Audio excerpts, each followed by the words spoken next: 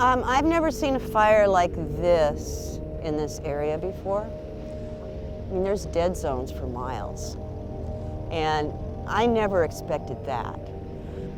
Since I've lived here, there's been 3 fires caused by those power lines.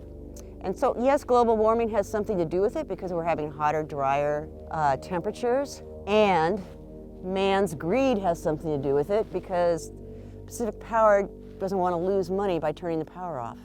A lot of this power goes to California. Doesn't just stay local.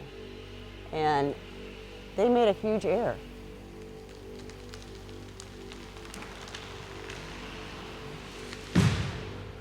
Since the fire, I guess the Pacific Power is concerned that trees will fall on the transmission line as they're dying.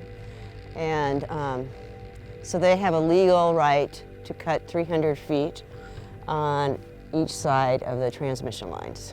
So I think you probably noticed that coming up the highway. Those huge clear cuts are for the transmission lines. The Forest Service, BLM, and ODOT are the ones that are collaborating on the highway. Hopefully they're going to do some kind of erosion control. I haven't seen any of that yet, particularly on the riverside, because all that sediment that you see on the side will be washing down the hill into the river, and the fish that are already having problems will have more.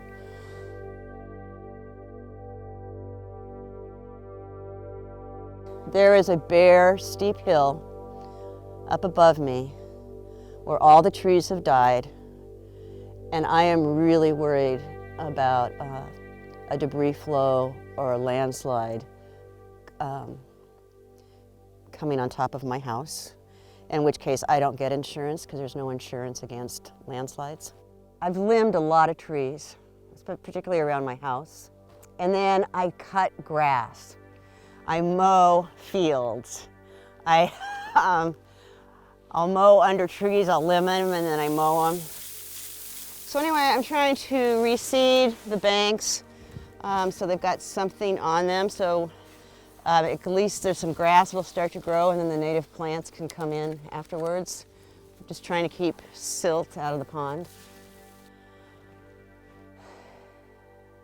I'm just trying to mitigate, I guess what I'm trying to do is mitigate some of the damage, but like when I was spreading grass seed on that creek, I realized that I just had this tiny portion that I was doing something for. And there's miles of that creek. And it makes me feel really small and insignificant. And it makes me question what I'm doing as far as trying to restore at least my little area. It feels kind of futile. But if I don't do it, I feel like I haven't done the best I could, or the best I can.